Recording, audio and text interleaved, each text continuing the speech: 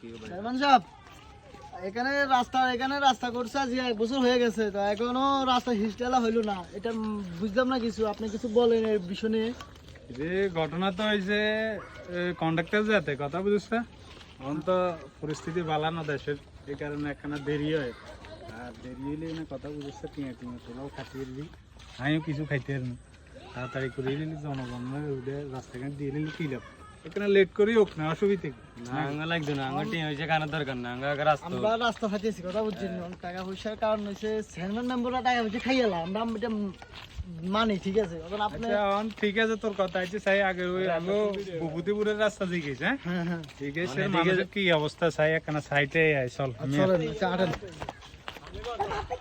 হ্যাঁ আগে এটা লই এই মনে হয় গ্রামের তো পরিস্থিতি খারাপ, এখন এলাকার যাইলে আবার কোনটার মানুষ কোনো দূরানি টুরানি যায়নি।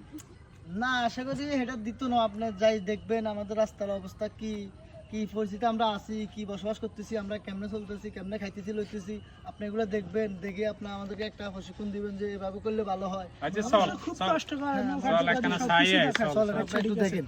এখন এমনিতে তো আসসালামু আলাইকুম চেয়ারম্যান সাহেব, কি অবস্থা? চেয়ারম্যান সাহেব আপনাগুলাই তো খুব মায়া হয়, দেখছেন না এলাকার কি পরিস্থিতি এখন? কি পরিস্থিতি দেখছিনি? হাফা দি আজকে হলোটা বছর এত কষ্ট হয় গে। 1 বছর ওই আর না বন্যা গেছে, অন আবার বন্যা, এই হাফা এত কষ্ট।